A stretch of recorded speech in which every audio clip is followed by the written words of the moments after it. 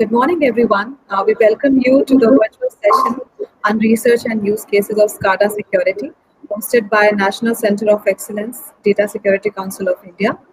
Thank you so much for joining us today. The first session for today is taken up by Mr. Rohit Negi. Thank you so much, Rohit, for joining us today. He is the Security Operations Lead at IIT Kanpur, and he will be taking a half an hour session talking about the research in SCADA security. And from 11 to 11:30, he'll be taking a session. Last 10 minutes from 11:30 to 11:40, you guys are feel free to open up for questions. There is a raise hand option on the right-hand side. You may raise your hand if you want to come on screen and talk to Rohit one-on-one, or you can put your questions on the questions tab on your right. With this, I hand this over to you, Rohit.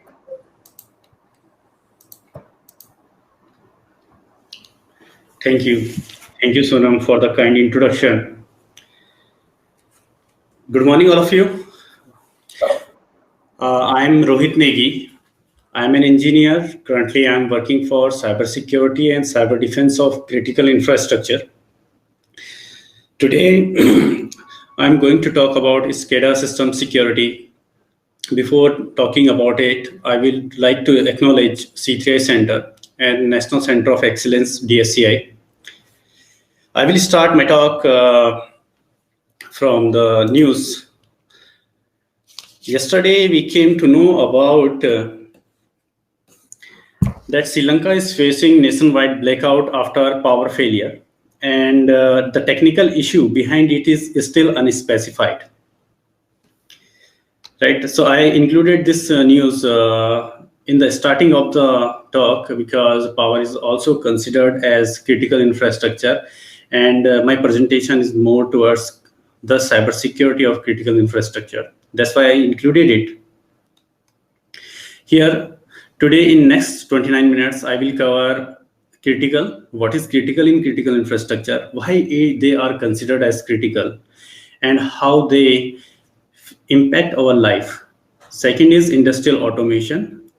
I find that participants normally used to communicate with us, they are confused with SCADA system. So I will go in depth understanding of what exactly SCADA system is and how to start research. Then I will address 9 different layers on the SCADA system security. What layer and how to start with it. So on your screen, you can see there are multiple critical infrastructures. They all are labeled here, and in which oil, gas, and chemical industry, like fuel. Second is the power industry, and then water, wastewater, sewage treatment, effluent treatment plants, metal material handling, pharmaceutical industries, food and beverages, consumer packaged goods. You have paper and textile industry, automotive industry, or any other commercial infrastructure, like you went to the mall, you are using heat ventilation and air conditioning of the mall. So they all are considered as critical infrastructures. And what we talk about, when we talk about automation, then it means like you are giving them a brain to control. Okay. So just to model the industrial automation, let us start from a tank. This is your home and this is your water tank. Suppose this water tank got hacked. How will it impact you? Will it impact you by the billing? Or will it impact you by the leakage?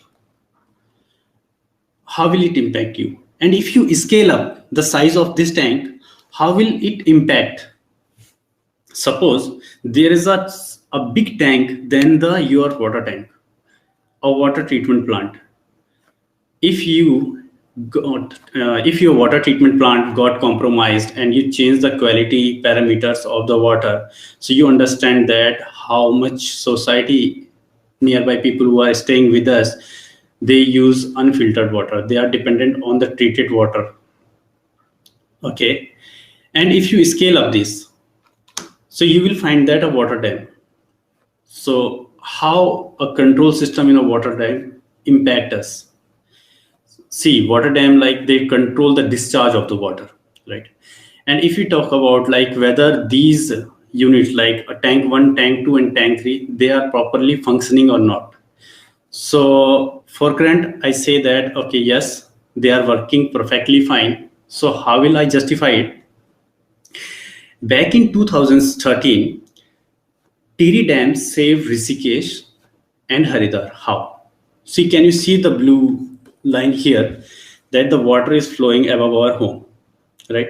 And what Tiri Dam is like, they stored all the water and saved us, right? So now this is after they control the discharge of the water, we are in a very good position. Okay, similarly, but whether can someone attack a system, a tank like this, and then we can flood a particular region? Will it impact a region? Okay, what if the control fails? To whom will they impact? Second is, what can be the cost? Will it economically impact our nation? So these are a few questions. You will came to know the answer by reading the news like this. You may not know about it, right? So why India is worried about China's dam projects on the Brahmaputra River? Like, what if they are not able to control the discharge of water? To whom will they impact? What about this? If Nepal releases more water, there is an alert in Bihar, and it's in August 2020. What is your comment if there is a dam construction going on? What if some other nation is trying to release more and more water, and then there is a flood threat in Punjab? So basically, you understand the criticality of the critical infrastructures. Okay, so similarly, we have other critical infrastructures, all are listed here, like oil and gas, wastewater, pharmaceutical industries, where the precision is on priority. So they all use industrial automation pyramid, in which on the lowest level you have sensors and actuators, which are further integrated with PLCs. So think about here, from the sensor you are getting a feedback in your controller, and then as per the logic in your controller, you are trying to control the actuators. But the problem is that at this layer, you don't have very user-friendly environment. Think about a geographically distributed plant where you are using around 20 to 40 controllers, and you have multiple lines of code in every controller, and then you want to tweak a parameter, right? You want to change the quality, or you want to change the recipe.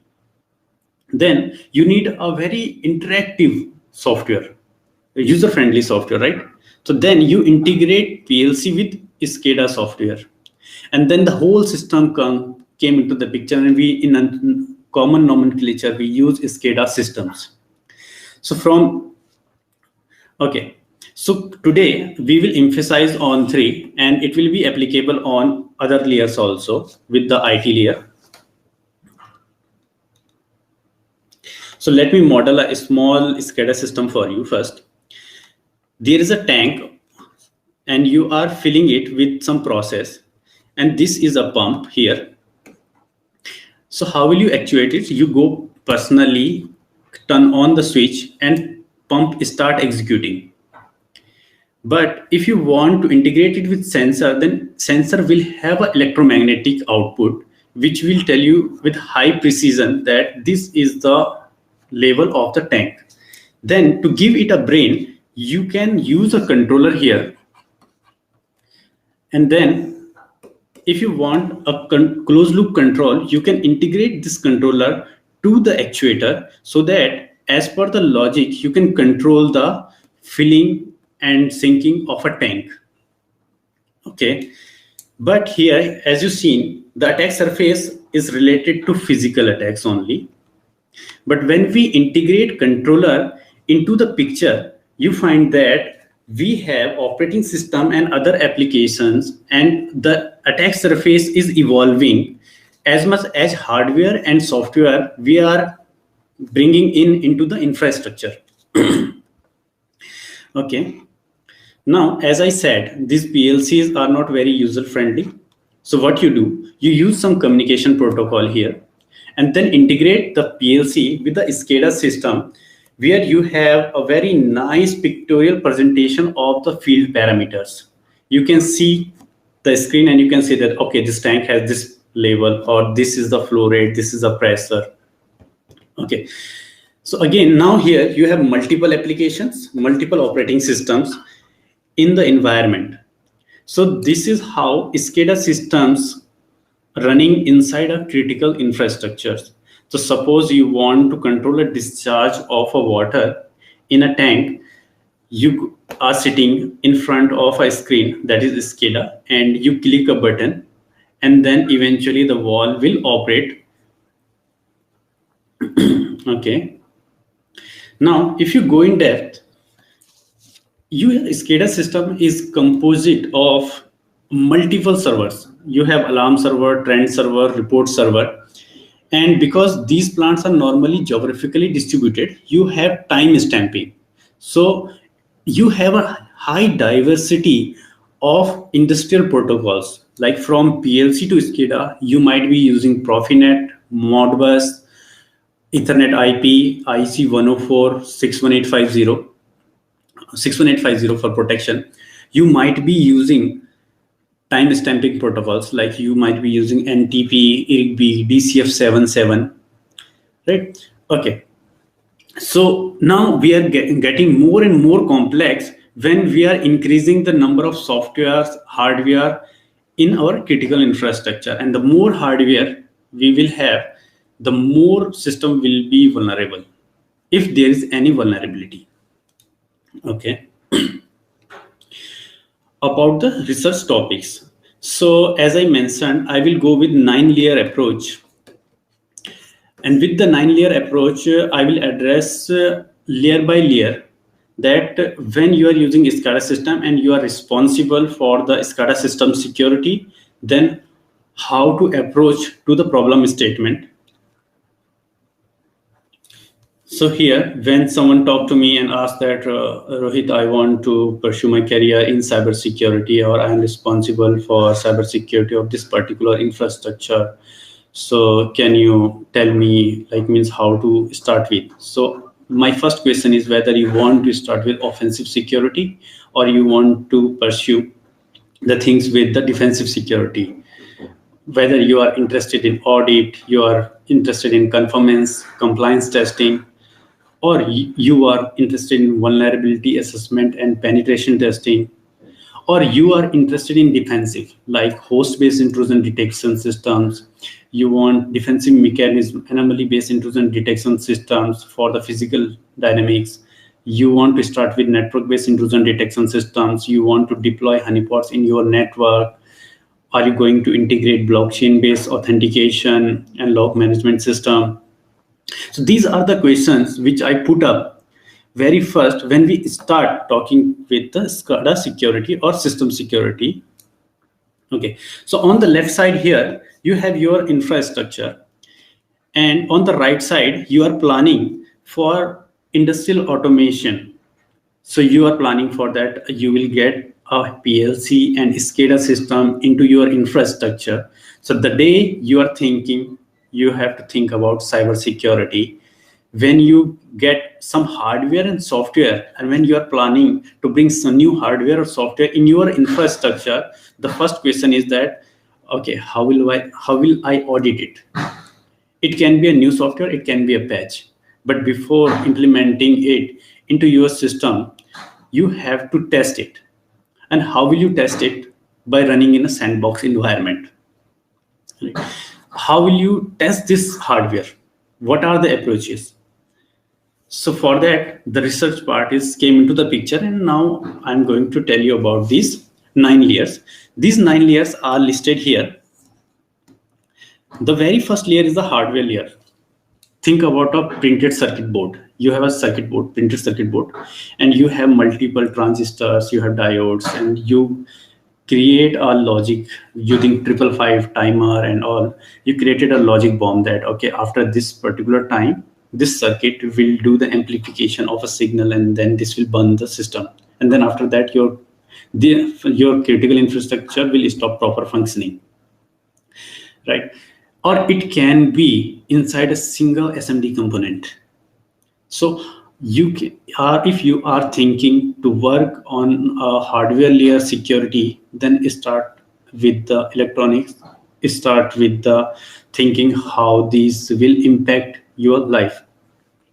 Like on the hardware layer, there's a group in IIT Kharagpur. They work with side channel analysis. So IIT Kanpur hosted a workshop on side channel analysis earlier. So you can work with power analysis, timed analysis, or other electromagnetic based side channel attacks.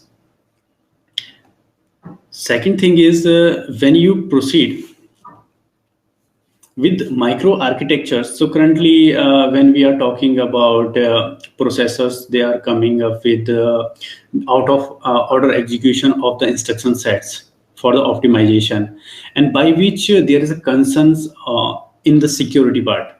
They expose a lot, right? And in micro architectures, like you have cache hit and cache miss. So you have basically flush and reload based attacks.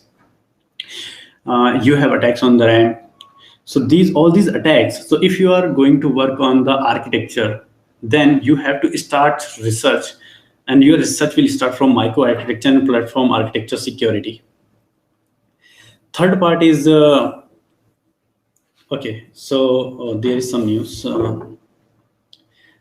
Okay, so there is a vulnerability on the firmware part. So if you are talking about the firmware, so basically firmware, like you always talk about secure boot, right?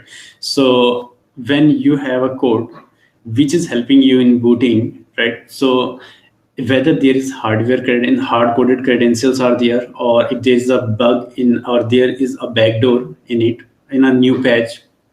So you start thinking about the firmware security, right? And we identified like there are some products like so this VAPT team of C3I Center IIT Kanpur reported, and they got acknowledged for the hard-coded credentials in some firmware.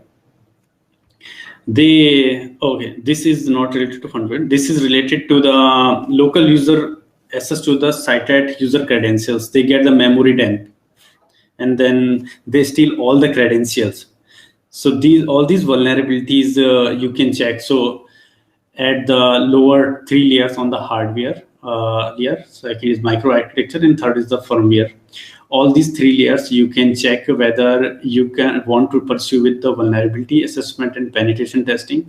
So you should also have some knowledge of cryptography, so that you can steal the credentials and decrypt them.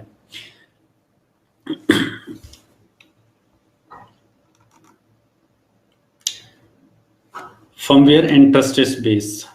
Okay, so basically, if the hard-coded credentials are there, then if you are encrypting the top layers with this particular encrypted keys, and you are able, like these keys, like someone is able to decrypt and get the keys out of it, then eventually all the top layers of the stack, they got compromised, and everything will be disclosed. Okay, so C3I Center already acknowledged for some firmware-based attack with the accuracy of 7.2. There are hard-coded credentials with some esteemed organization. Their hardware, they have some vulnerability. Next is operating system. In operating systems, you have multiple vulnerabilities. Recently, normally in aviation and the embedded hardware, you use real-time operating system, and there is a very proprietary software which is named as RTOS VxWorks that is given by Windriver. So they use it in embedded hardware, and they have around 11 vulnerabilities disclosed last year. and they bring millions of devices into the very bad situation. Almost every infrastructure got victimized.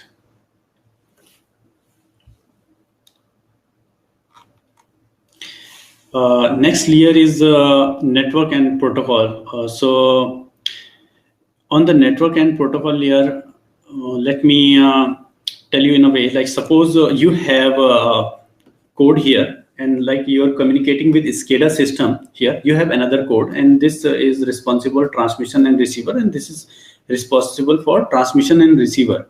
So if you are communicating from PLC to SCADA, by inherent these industrial communication protocols, they are vulnerable to MITM, authentication failure.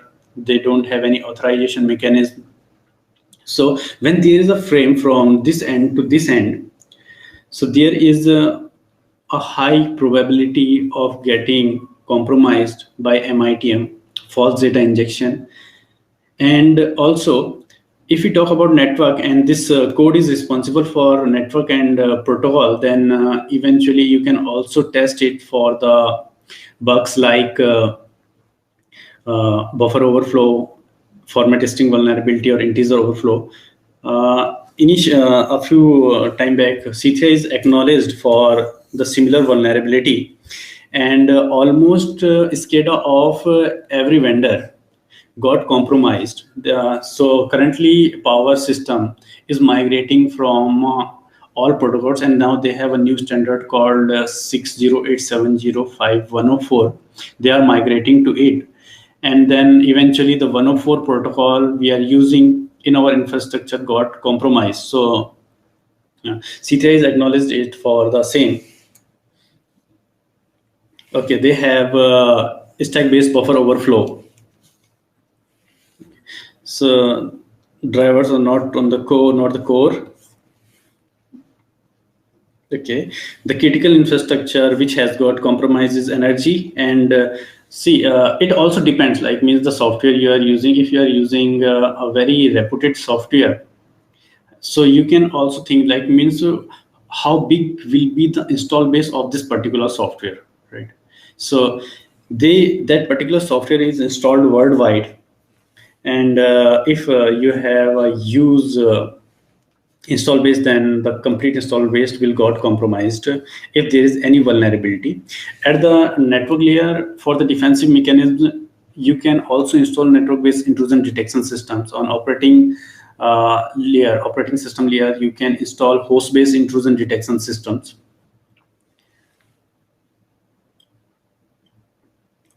Application security and distribution. So application security is application security we are doing, and there is a lot of research is already done on the application security. The buffer overflow and other vulnerabilities are there. You can also see like your application, if it is running with root privileges, then privilege escalation vulnerabilities are also there. So till now we have covered the normal approaches what we use when we think about the cyber security of the system, because you will find hardware layer, microarchitecture, firmware, operating system, network, and application. In IT also you will get that eventually, but at network layer, the protocol, the communication protocol you are using, they might be different, right? Okay, so when we call distribution, so now what exactly why C3I is different than other research institutes? When we talk about distribution, like it's a kind of a cascading failure. Suppose you have multiple controllers in your environment, and there is an interlocking in between the logic of controller 1 and controller 3. Right. So controller 3 is dependent on the signal which is given by controller 1. So if controller 1 got compromised, then eventually all the controllers associated with it will got compromised, and then there will be a cascading failure, right, which will lead to the catastrophic failure of the complete plant. So if you want to talk about it, then there is CVE 2019 6833. This is all. So this vulnerability, this is acknowledged to C3I Center again. So what happened? You have operating station, engineering come operating station here, and this PLC is communicating to this SCADA. Right now, operator is operating from SCADA station. Suppose they want to control something, right? And eventually there is an increase in traffic, and there is a queue here of the commands, right? So suppose someone try to control, right? So when what happened, like when your phone got hanged, right? So you press the application multiple times. You try to operate it, right? Oh, why it is not working? So you click it multiple times. So similarly, at the plant floor operator, what they did is you have a screen and you want to turn on a pump, but eventually there is a congestion on the network here. So all the control commands, there is a queue of the control commands here. And when this congestion, after some time, this congestion goes out of it, right? Then there is a bombarding situation, and this queue, because they are not they are stalling. There is not a thing, right? They are not implemented. It's a design issue. And then eventually all the commands went to all the controllers, to the desired controllers, and then there is a bombarding situation inside the plant. And then so this vulnerability is acknowledged here. So if you want to go in depth of this vulnerability, you can read about the vulnerability, and you will see that how someone just increasing the congestion on the network create a bombarding situation at the plant floor. Okay, system architecture. Now, suppose your host-based intrusion detection system is in place, and you have done all the security. You have your hardware layer is already protected. I am considering that microarchitecture and firmware, they both are passed. On the network security, you are using NIDS. On application security, you have seen that there is nothing for privilege escalation and all. And again, for the distribution, you put firewall rules and everything in place. Now the problem is, when you start system architecture, you find that you have placed firewall on a wrong place, right? So I find it when I visited several plants, and I identified that the misplacement of the firewalls. Suppose you are using an Ethernet switch here, and then again you are using an Ethernet switch here, right? And then the PLC is communicating using this Ethernet switch, but your firewall is placed here with the Ethernet switch. So this firewall will not work. There will be eventually a cascading failure, right? So you have to architect the system in such a way that the security, it will give you a complete security.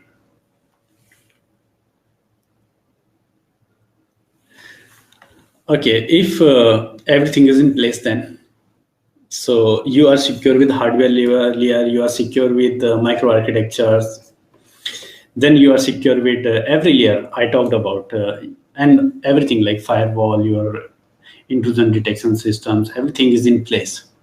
But eventually you are getting compromised. So what can be the reason? So at the end, you have to start with the physical dynamics of the plants. Right. So you have to get all the parameter real time series from the time series database. You get all the parameters, and then you have to start working on the anomaly detection and localization of the faults. So this is how, working on 9 different layers, you can check what is the best research domain for you, and you can implement it. Okay, so C3I, at every layer, C3I contributed a lot of research till now. So this is infrastructure. At this YouTube link, you can check like how the C3I center look like. We have power infrastructure, power generation. This is power distribution, the first one. This is power generation, diesel generator set. We have solar. We have synchronization system. We have 100-kilometer long transmission line for zone transfer security using numerical relays. We have factory automation test bed. We have water treatment plant. This is how our security operations center look like. So we born in 2017. These are the baby steps we did. In last 3 years, we have designed, developed, and done installation and commissioning of multiple test beds. Till now, 29 theses has been done. And we have 45 plus international publications in reputed journals and conferences. We have more than 14 CV acknowledged with the name of C3I Center IIT Kanpur. You can check our annual report here. The technologies we developed, hardware in loop and software in loop testing kits. We developed intrusion detection systems for SCADA systems. We have developed intrusion protection systems for industrial control systems. We have developed patch testing and auditing toolkit. If you are bringing new software and patches inside your infrastructure, you can use these toolkits. We also hosted events for cybersecurity awareness. So this year, in 5 to 8 November 2020, we will also again Cybersecurity Awareness Week in collaboration with New York University. So, and we have collaboration with Schneider Electric, Bharat Electronics Limited, SMC, and there are other members. All are mentioned in our annual report. For this year, we will be releasing our new annual report very soon. So, and you can, we also provide internship. So, thank you. I think it's time. Thank you very much. Thank you so much, Rohit. I think this presentation was really interesting, and we have a lot of questions from people. So let's take the questions one at a time. So Ms. Mayuri, she has asked a question. Can you state some unique use cases in SCADA security for showcasing new technological advancements? Any specific technology like AI, ML, blockchain that is largely impacting SCADA security? So, see, blockchain is a it's a technology by which you can implement tamper-proof ledger. So, for logging and like if you have any event in your system, so someone can read the system that log, particular log. Suppose you have a security alarm or notification of any event. So for that, you can generate a blockchain and implement it so that you can have tamper-proof event management system. I find that in operating systems, there is a lot of non-repudiation.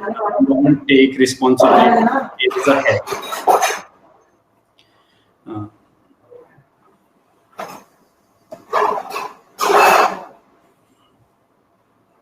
All right. I think she also asks how SCADA security plays an important role in ICS security.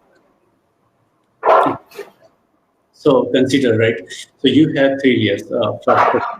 First layer is actuators. Second layer is industrial control system, where you have PAC, PLC, RTU, right? And then further you have SCADA system, right? So SCADA, just consider SCADA as a software. That software which you install in a commercial hardware. If you are purchasing embedded hardware, that is HMI. So as per industry practices, they said the user interactive softwares, they are for HMI, and you have a software which you install in commercial system, that is SCADA software. And when you integrate it with ICS means PLC, you're communicating, fetching data from PLC, representing it, right? And you're also giving flexibility to control. That is the part, right? So ICS is another layer, SCADA software is another, but as a whole, it will be SCADA system. When we purchase it, that we need SCADA system. But see, suppose you are purchasing a SCADA, but you are not purchasing the controller, then you cannot integrate it with anything randomly. So you need generating data for it. You are communicating with. So on the ICS controller, we have implemented intrusion protection system. Suppose your SCADA system got compromised and it is down for some time, but PLC will be working, it will be automatically shut down. If your PLC got compromised, then eventually they will take over the control of the plant.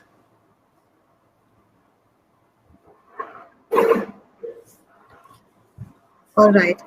Thank you, Rohit. There's one question. Can we test any firmware of imported device for a hidden backdoor? Yes, so CTI Center, so we have done analysis of more than 25 lakh malwares.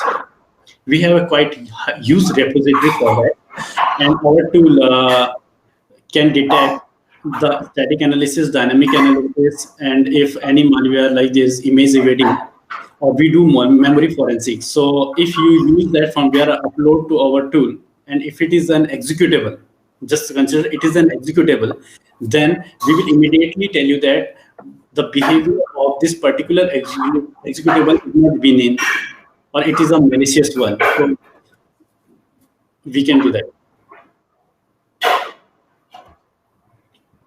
Okay. And there is another question on advisories. So, are there any specific advisories rolled out by government or private organization in India notifying the vulnerabilities impacting ICS or SCADA systems, as well as remediation steps to be taken? Yeah, so NCI, PC, and CERTIN. So NCI, PC, and CERTIN is responsible. They are doing that work. So CERTIN, they share the advisory on day-to-day basis on their website. NCI, PC take the actions, like they are regulating everything. Mm-hmm. And there's one student from VGTI. He wanted you to elaborate on the patch tool. Okay, so if so the patch, like, so like when you, so suppose there is a repository of a patch and some industry is maintaining the patches, right? And what you do, like, so it's a easy target. So when you send a phishing mail, so someone may install it, execute it, and got compromised. So there is a less probability. For the patch, suppose you hack the central server, remove the patch with your executable or with a compromised patch, then eventually everybody will install it. So there is a very high probability that everybody will got compromised. So before installing a patch in your system, right, so what you do, you check it, the behavior analysis, right? So the antivirus you are using currently in your system, they are rule based, right? It's a model driven approach. But what we say, go with the data driven approach, check the behavior of the malware, or the patch, and check whether the behavior is malicious or not. If it is malicious, then you can say that, okay, I'm not going to install this patch, and you can report to the OEM and seek some help from them.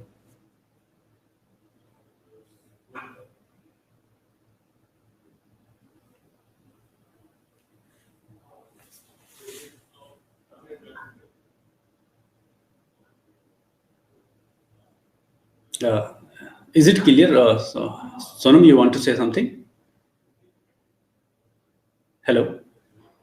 Okay, I'm sorry. I think I was on mute. So I was saying that we can take one last question. It's on the forensic tools. So which forensic tools are you using, and how are they different from normal forensic tools? No, so we are going with the open source. So we started with Forensic Toolkit, FTK. And then slowly we developed our own tool. It is developed completely indigenous. So government, this Make in India program is more towards to develop solutions inside the India and inside the national boundaries, basically. So we are working and giving solutions to defense also. So we are doing like, so it's an upgraded version of the malware analysis tool with what we developed. So basically it is from scratch. So it is developed on PHP and some Python libraries. So basically you can say that we are using Python libraries, and then we are doing getting all the data from the memory, and then using the behavioral analysis we have developed that solution. But for the user interface and everything, the central server, the backend scripting, all the things like that is developed in PHP, but front end, I think, again, in some JavaScript. We are using multiple technologies for that, but for the forensic thing, we started with FTK. We started with FTK.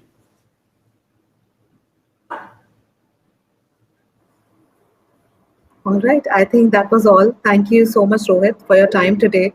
And I'm sure this has really helped everyone who joined the session. So we will thank everybody for staying with us. We'll be back soon for the second session, which is on SCADA security in practice. So please take your seats in the lounge while we are back. Thank you. Thank you.